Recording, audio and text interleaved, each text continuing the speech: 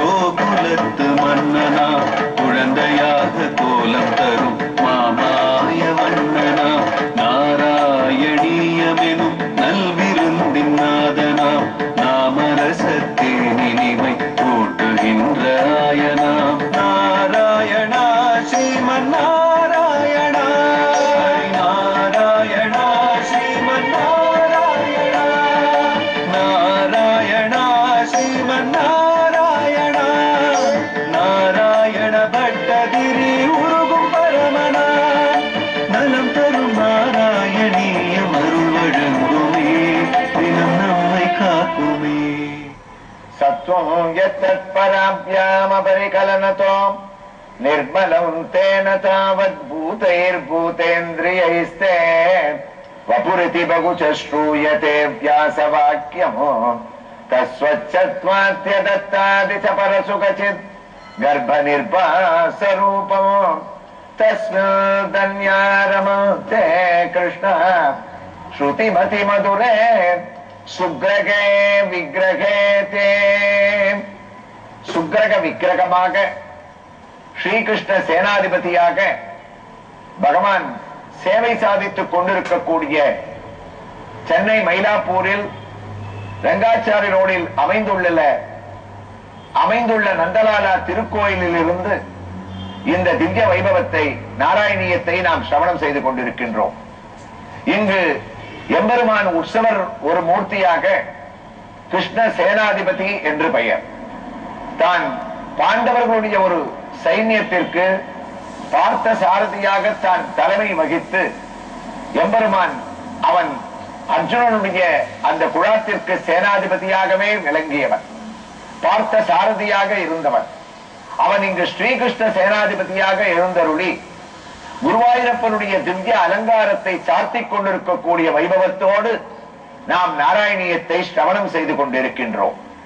இந்த திருக்கோயிலிலே இன்று குருவாயூரப்பன் அழகாக தான் உயர்ந்த திருவாபரணங்களை சார்த்திக் கொண்டு தன்னுடைய திருவடி சேவையை காண்பித்துக் கொண்டு நம்மை வாருங்கள் என்று அழைக்கக்கூடிய ஒரு பாவத்திலே ஒரு திருக்கையிலே அழகான வாழைப்பழத்தை தூக்கி காட்டிக் கொண்டு சிகப்பு கௌபீனத்தை கட்டிக்கொண்டு காட்சியளிக்கின்றான். குருவாயூரிலே நாம் 3 மணிக்கு நிர்மால்ய தரிசனத்திலே எந்த சேவையை தரிசிக்கின்றோமோ, நாராயண பட்டத்திரியானவர் ஒவ்வொரு நாளும் அந்த தசகத்தினுடைய முதல் 2 ஸ்லோகங்களை எந்த கௌபீனதாரியான பகவான் தலையசைக்க அங்கு அவர் நாராயணியத்தை கூறினாரோ அதே பாவத்திலே இந்த முதல் ஸ்லோகத்தின் அர்த்தத்தை அன்று எந்த வேஷத்தில் அவன் தலையசைத்தானோ அதே கௌபீனதாரியாக இங்கு எம்பெருமான் கோயில் கொண்டு திவ்ய கடாட்சத்தோடு நமக்கு அனுகிரகம் செய்து கொண்டிருக்கின்றான்.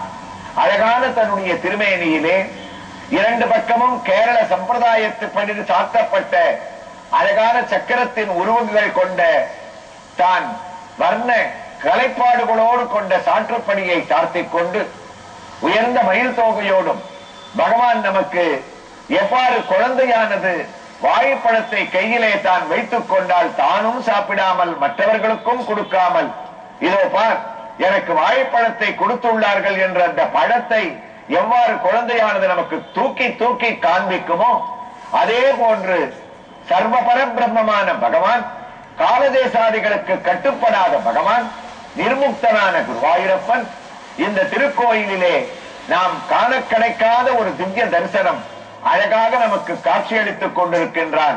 குருவாயூரப்பனாகவே இந்த நாராயணியத்தை அவனும் தலையசைத்து சிரவணம் செய்து கொள்ளக்கூடிய அற்புதமான காட்சி. அவனோடு திவ்ய தரிசனத்தோடு இந்த முதல் ஸ்லோகத்தை நானும் சிரவணம் செய்து கொண்டிருக்கின்றோம். இந்த கோயிலிலே ஒரு பெரிய அழகு. குருவாயூரை பற்றி நாம் அதனுடைய பெருமையை கூறும் போது ஒரு குந்துமணியினுடைய கதையை நாம் கூறியிருந்தோம், உங்களுக்கு ஞாபகம் இருக்கும். குருவாயூர் கோயிலிலே குழந்தைகளை வைத்து குந்துமணியை அளப்ப சொல்லி அவர்கள் படிப்பிலே தேர்ச்சி பெறுவதற்கும் வியாதியற்றவர்களாக இருப்பதற்காகவும் செய்வார்கள் என்று இங்கு அந்த வழக்கமானது கடைபிடிக்கப்பட்டு வருகின்றது. அழகான குழந்தைகள் கிருஷ்ணனுடைய திருநாமத்தை சொல்லிக் கொண்டு இந்த கோயிலுள்ளே நுழைந்ததும் நேரே நந்தலாலாவான பகவானை தரிசனம் செய்யாமல் ஆவலோடு அந்த குந்துமணி உருளி எங்கே இருக்கின்றதே என்று வந்து அவர்கள் ஒவ்வொருவராக அதை எடுத்து அலப்பக்கூடிய கிருஷ்ணநாம சங்கீர்த்தனத்தோடு பக்தியோடு அவர்கள் செய்யக்கூடிய வைபவமானது குருவாயூர் போன்று இங்கும் அமைந்திருப்பது. குருவாயூர் கண்ணன் அதே ரூபத்தில் காட்சியளிப்பது நமக்கு பொருத்தமாக இங்கு அழகாக அமைந்துள்ளது. அது மட்டுமல்ல, இந்த குந்துமணி அலப்புதல் என்பது விசேஷமான தினங்களிலே ஸ்ரீகிருஷ்ண ஜெயந்தி, கண்ணனுடைய உற்சவ தினங்கள், இந்த கோயிலை ஸ்தாபித்த தினங்கள் போன்ற முக்கியமான தினங்களிலே அவரவர்கள் குழந்தைகளை அழைத்து வந்து இங்கு குந்துமணியை அனுப்பக்கூடிய ஒரு வைபவமானது குருவாயூர் போன்று இங்கு நடப்பது பெரிய விசேஷம். அது மட்டுமல்ல, கண்ணன் சம்மோகனம் மோகனாத்து என்று அமிர்த கலசத்தை தேவர்களுக்காக தான் கடைந்து கொடுத்தவன். அவனும் சேர்ந்து பெண்ணமது உண்ட பிரானே என்று வங்க கடல் கடைந்த மாதவனை கேசவனை என்று அமிர்தத்தை கடைந்தவன் கண்ணன். கண்ணனே ஒரு அமிர்தம். ஆனால் இந்த திருக்கோயிலிலே அழகான முக்கியமான நிகழ்வுகளில் ஒன்றாக பெண்கள் அழகாக அமர்ந்து கொண்டு கண்ணனுடைய பாசுரங்களை பாடிக்கொண்டு அமிர்தத்தை அவனுடைய சன்னதிக்கு நேரே அவர்கள் அழகாக கடைவது என்பது தமவிலோகனாத் கோபிகாஜன பிரமத சங்குலா பங்கஜேக்ஷன அமிர்ததாரயா சம்பிரதாயிவ ஸ்திமிததாந்தது தொப்புரோகதா என்ற ஒரு பாவத்திலே பட்டத்திரி வர்ணித்ததை நமக்கு நினைவூட்டுகின்றது. ஆக இங்கு எல்லா இடத்திலேயும் கண்ணனுடைய மயம். நந்தலாலா சேனாதிபதியாகவும் இருக்கின்றான். அமிர்த கலசத்தை கடையக்கூடிய இடத்திலே அவனும் சேர்ந்து கடைபவனாகவும் இருக்கின்றான். குந்துமணியை அளப்பக்கூடிய குழந்தைகளுடைய உருவமாகவும் அவன் இருக்கின்றான். இப்படிப்பட்ட ஒரு ஆலயத்தின் திவ்ய தரிசனத்தோடு நாராயணியத்தை அந்த குருவாயூரப்பனுடைய அலங்காரத்தோடு நாம் சிரவணம் செய்ததை நினைவு கூறும் போது பட்டத்திரியானவர் முதல் ஸ்லோகத்திலே அவனுடைய பெருமைகளை வர்ணித்துக் கொண்டிருக்கின்றார். குருவாயூரப்பா, காலதேசா வதிவ்யாம் நிர்முக்தம், காலதேச பரிமாணங்களுக்கு அப்பாற்பட்டவனான நீ அஸ்பஷ்டம் உபமானம் இல்லாதவனாக இருக்கின்றாய். அவ்வாறு எப்படி முடியும் என்று என்னை பலர் கேட்கின்றார்கள். ஆனால் நீ காலங்களுக்கு அப்பாற்பட்டவன் என்று உன்னை கூறுவதானால் ஆழ்வார்களோ ஆச்சாரிய சிரேஷ்டர்களோ மகனீயர்களோ யாசாதி மகர்ஷிகள் ஸ்ரீமத் பாகவதத்திலே உன்னை புகழ்ந்த ஒரு பெருமையை நாங்கள் பார்க்கும் போது, இதோ நீ சேவை சாதித்துக் கொண்டிருக்கக்கூடிய கிருஷ்ண சேனாதிபதியான நீ அனாமயமாக அரூபமாய் அக்ஷரமாய் அச்சிந்தியமாயாய் அப்பிரமேயனாய் கூடஸ்தனாய் சத்தாய் சித்தாய் ஆனந்தமாய் அனந்தமாய் சர்வஜனாய் சர்வசக்தனாய் சர்வசுவாமியாய் சர்வ அந்தர்யாமியாய் சர்வ கர்த்தாவாய் சர்வ கந்தாவாய் சர்வ ஸ்பர்சனாய் சர்வ சரண்யனாய் எந்த மூர்த்தி நமக்கு இப்போது காட்சியளித்துக் கொண்டிருக்கின்றானோ அவன் உருவத்திலே சிறியவனாக இருந்தாலும் குருவாயூரப்பனுடைய திருவடியில் இருந்து திருமுடி வரை இவ்வளவு குணங்களும் அவனிடத்திலே பதிந்துள்ளதாம்.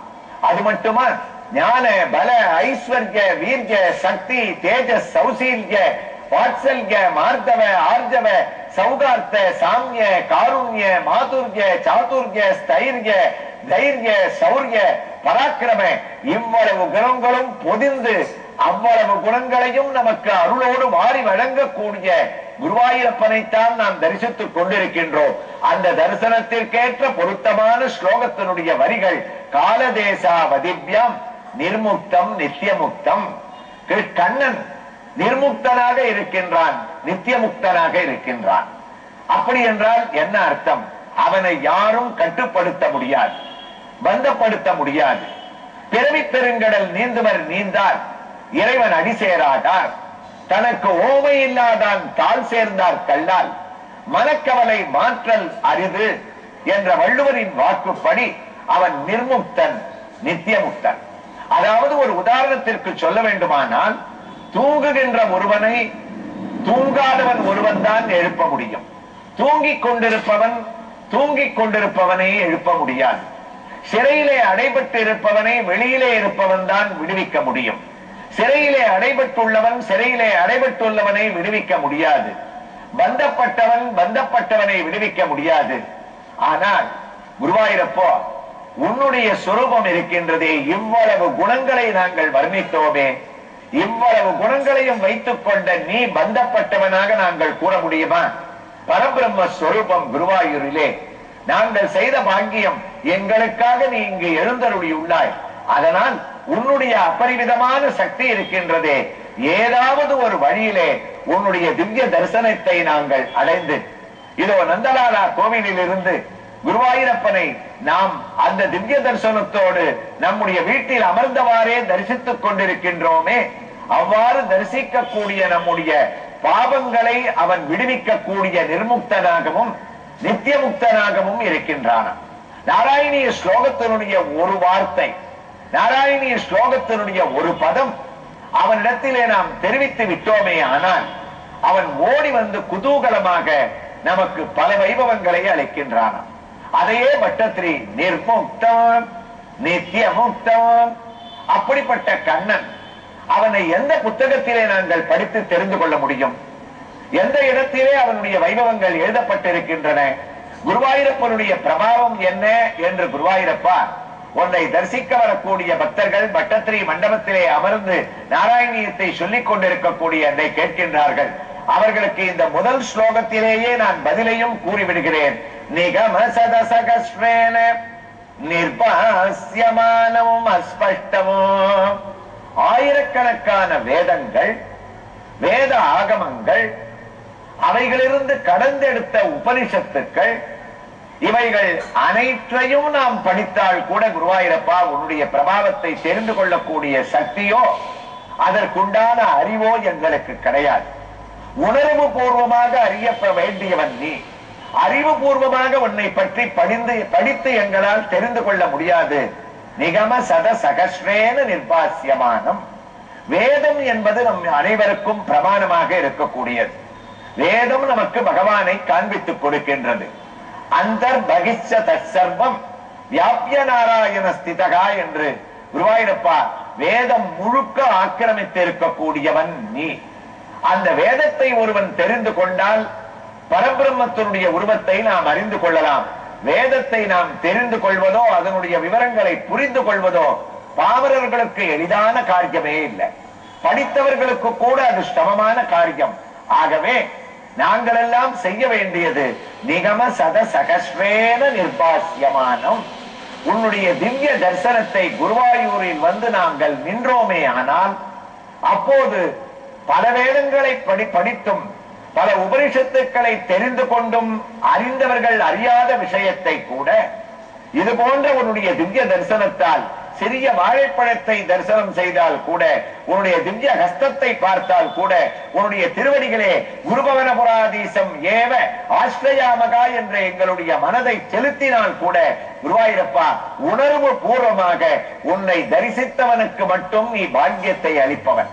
அதனால் படித்த படிப்பிலே உன்னை நாங்கள் அறிய முடியாது. உணர வேண்டியவன் நிகம சதசகஸ்ரேன நிர்பாஸ்யமானோ அஸ்பஷ்டமோ. இவ்வளவு சொல்லி வந்த நாராயண பட்டத்திரி எங்கள் குருவாயூரப்பன் எப்படிப்பட்டவன்? அடுத்த பதத்தை அவர் கூறினார். குருவாயூரப்பனுக்கு கோபம் வந்து விட்டதா? நிறுத்து நாராயணியத்தை என்று சொன்னார். அவ்வாறு பட்டத்திரி சொன்ன வார்த்தைகள் தான் என்ன? அஸ்பஷ்டம். குருவாயூரப்பா நீ புரிந்து கொள்ள முடியாதவன், தெளிவு இல்லாதவன். ஸ்பஷ்டம் ஸ்பஷ்டம் என்ற வார்த்தைக்கு தெளிவு என்ற பொருள். பட்டத்திரி கூறினார் நீ அஸ்பஷ்டம். அப்படி என்றால் என்ன பொருள்? உன்னை புரிந்து கொள்ள முடியாது. கோபம் வந்தது குருவாயூரப்பனுக்கு. பட்டத்திரி என்னை ஆயிரக்கணக்கான வேதங்களுக்கு மேல் புகழ்ந்து வைத்து காலதேச வர்த்தமான பரிமாணங்களை எல்லாம் தாண்டி இருப்பவன் என்று புகழ்ச்சியாக சொல்லி ஆனந்த ஸ்வரூபம் என்று சொல்லி பாதாளத்திற்கு என்னை தள்ளிவிட்டாயே. அஸ்பஷ்டம் புரிந்து கொள்ள முடியாதவன் என்று சொன்னாயே, நிறுத்து நாராயணியத்தை என்றார். பட்டத்திரி நிறுத்தினாரா? அவருக்கு அதற்கு என்ன பதில் கூறினார் என்பதை இந்த நந்தலாலா திருக்கோயிலில் இருந்து அவனுடைய திவ்யமான ரதத்திலே அவன் எழுந்தருளி இருக்கக்கூடிய சேவையோடு நாளை நாம் அனுபவிக்கலாம்.